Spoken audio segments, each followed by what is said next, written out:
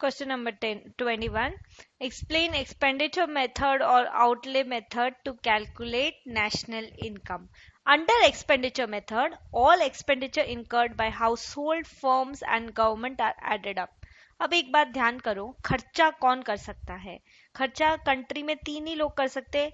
Household, that is consumer करेगा, firm करेगा capital goods में इन्वेस्टमेंट करके, और गवर्नमेंट. ये लोग ही तो खर्चा कर सकते हैं. तो इन सब का खर्चा यदि एड अप कर दिया तो हमको क्या मिल जाएगा? Total expenditure. और उससे कैलकुलेट करेंगे नेशनल इनकम. कैसे? देखो, household is equal to consumption is equal to C. Firms investment करती हैं I for manufacture of capital goods, investment हो गया ये. गवर्नमेंट एक्सपेंडिचर तो जी से हम करते ही हैं denote. X minus M. X देखो, एक्सपोर्ट का E X P O R T होता है, उसका एक्स उठा लो एक्सपोर्ट. इंपोर्ट का I M P O R T होता है, उसका एम उठा लो इंपोर्ट का. आर माइनस पी क्या है? Net receipts from abroad, receipts minus payment, यानी इन्वेस्टमेंट किया था जो अब्रॉड में, नेट रिसिट्स जो मिला वो भी तो इनकम ही है, सो उसको भी ले लो.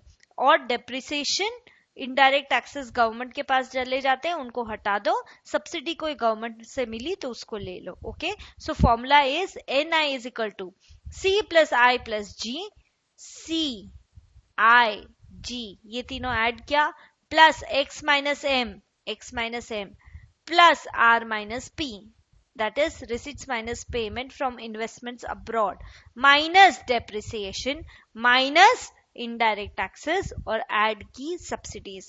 National income can be calculated by adding up all expenditure incurred on purchase of, final word important है, final goods and services by household, firms and government. Household, firms and government, ये तीनों ने जो खर्चा किया उसको एड अप करो.